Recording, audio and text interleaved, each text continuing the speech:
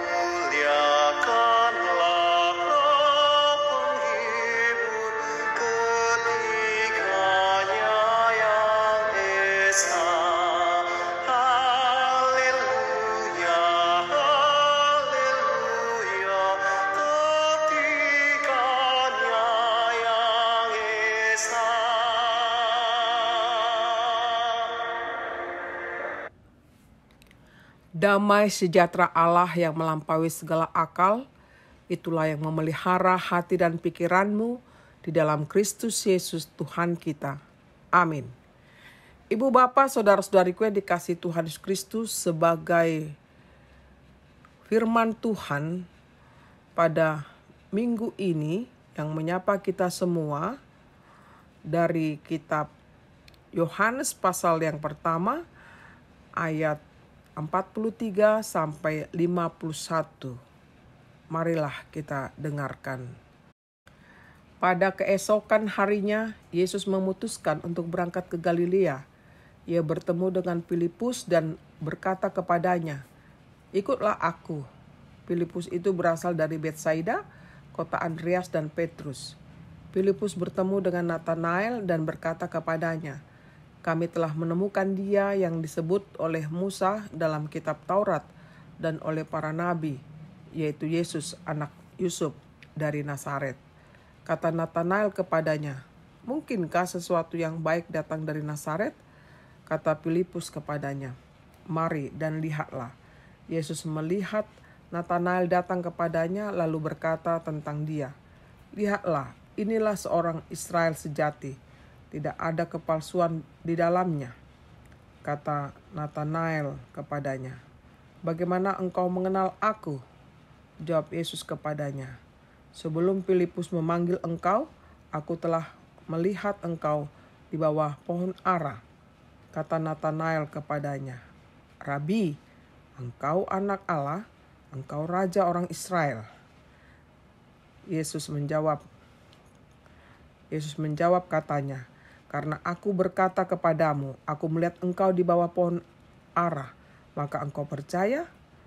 Engkau akan melihat hal-hal yang lebih besar daripada itu." Lalu kata Yesus kepadanya, "Aku berkata kepadamu, sesungguhnya engkau akan melihat langit terbuka dan malaikat-malaikat Allah turun naik kepada Anak Manusia." Demikian bunyinya. Ibu Bapak, Saudara-saudariku yang dikasihi Tuhan Yesus Kristus, sebagai topik minggu kita, yakni Tuhan mengenal engkau. Pernahkah kita dengar ucapan tak kenal maka tak sayang? Betapa mengenal itu penting sekali, saudaraku. Dengan mengenal seseorang, maka akan mudah untuk berkomunikasi dan mudah menerima kelebihan dan kekurangan. Saya teringat dengan satu teori yang disebut Johari's Window. Dalam teori ini dijelaskan jendela pertama dikatakan saya kenal saya, kamu pun kenal saya. Jendela kedua, saya kenal saya, kamu tidak kenal saya. Jendela ketiga, saya tidak kenal saya, tapi kamu kenal saya. Jendela keempat, saya tidak kenal saya, kamu pun tidak mengenal saya. Dari teori inilah dapat kita sebut bahwa seseorang pun sangat terbatas mengenal diri sendiri, apalagi mengenal orang lain. Demikianlah yang terjadi pada diri Nathanael yang terbatas sekali mengenal Yesus, siapakah Yesus itu. Sementara Yesus sungguh mengenal siapa Nathanael itu.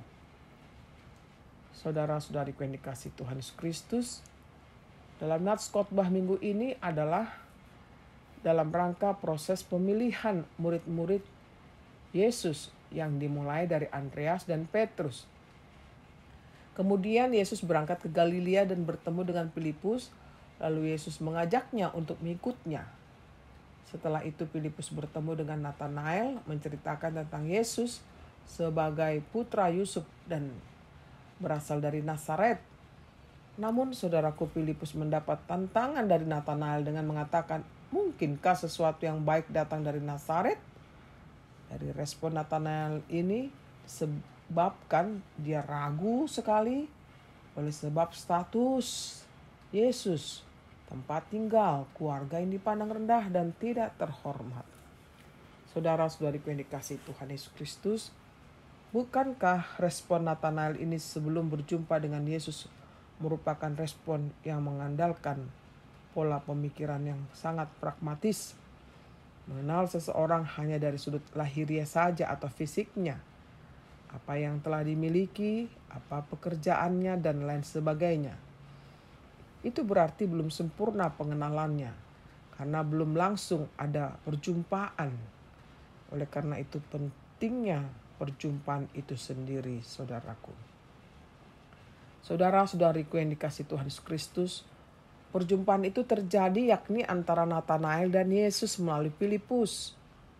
Perjumpaan itu menumbuhkan iman percaya pada perkataan Yesus itu. Hal itu terjadi ketika Yesus mengatakan kepada Nathanael dalam ayat 47, lihatlah, inilah seorang Israel sejati, tidak ada kepalsuan di dalamnya. Dalam ayat 48, aku melihat engkau di bawah pohon ara. Saudaraku, pengenalan Yesus terhadap Nathanael sangat menyentuhnya, sehingga dikatakannya, Rabi, engkau anak Allah, engkau raja orang Israel. Dari perjumpaan itu maka dapatlah direfleksikan untuk kehidupan kita sebagai umat percaya, yakni yang pertama, Yesus mengenal siapa kita sebagai pengikutnya. Bukan hanya secara fisik saja, tapi keberadaan kita semua masing-masing. Yesus memanggil kita sebagai pengikutnya bukan karena kehebatan, kepandaian, kejayaan kita, melainkan Dia menginginkan kita dari keberdosaan kita, kelemahan dan kekurangan kita. Bukan seperti manusia yang senantiasa melihat dari sisi sebaliknya. Mengapa ini diperbuat Yesus dalam pemanggilannya? Supaya manusia menyadari bahwa pemanggilan itu karena perbuatan kasih Allah terhadap dia. Perbuatan kasih Allah terhadap kita. Inilah anugerahnya. Yang kedua, pentingnya memberi ruang, waktu, dan hati untuk mengenal Dia. Semakin kita rindu kepadanya, maka kita merasakan pekerjaan-pekerjaan Tuhan dalam hidup kita yang sungguh luar biasa. Sebagaimana yang terdapat dalam ayat 51, bahwa Yesus mengatakan, sesungguhnya engkau akan melihat langit terbuka dan malaikat-malaikat Allah turun naik kepada anak manusia. Demikianlah kuasanya ditunjukkan kepada setiap orang yang percaya kepadanya. Oleh karena itu saudaraku, tetaplah kita menaruh percaya kepadanya, di mana Yesus sungguh mengenal kehidupan kita secara total. Dia mengenal bagaimana pikiran kita, hati kita, keinginan kita, perasaan kita. Oleh karena itu, jangan pernah ragu, kita yakini bahwa Dia sungguh mengenal kita. Dan Dia memanggil kita untuk tetap percaya kepadanya. Karena Dia penuh kasih. Demikianlah kami sampaikan, kiranya Tuhan memberkati kita semuanya. Amin.